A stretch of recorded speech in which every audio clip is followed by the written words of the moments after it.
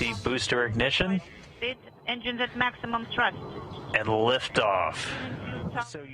That was a successful launch on Friday, taking one astronaut and 2 Russian cosmonauts up to the International Space Station. And now NASA's getting ready to take another big step as they prepare for a historic test of the first ever helicopter on Mars. That's right. You can see the craft, which is named Ingenuity, on your screen here, waiting on the red planet with its blades wide open. Joining me now to talk about tomorrow's test is the Associate Administrator for NASA's Science Mission Directorate, Thomas Zurbuchen, or Dr. Z, as most people in the industry know him.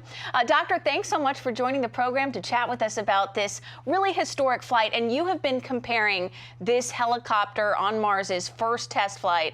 You've been comparing it to the Wright brothers' first flight way back in 1903. Help us understand that comparison.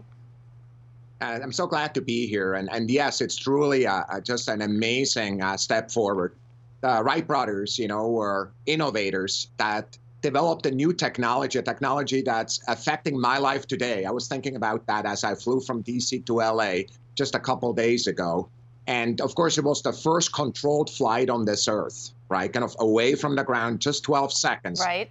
Seconds of history. Well, we're trying to do exactly the same away from Earth, an extraterrestrial Wright brothers moment, controlled flight away from Earth in a very hard environment in Mars. And Dr. Z, let's talk about this environment because, in some ways, it could theoretically be easier to fly a helicopter or some other device on Mars because there's less gravity than here on Earth. But they also have less of an atmosphere, which makes it harder for those blades to really create any lift. So what are you going to be watching for during that very first test flight? So you're exactly right. The gravity is a little bit weaker there, but think of the atmosphere. So it's kind of, if you compared it at the Earth, kind of the density of the atmosphere at Mars is about 3 times the height of where airplanes fly on Earth. So it's very, very, very high up. So it takes a lot more speed of that blade, of that helicopter, and a bigger blade to take off. So the control system, to kind of keep it controlled and actually use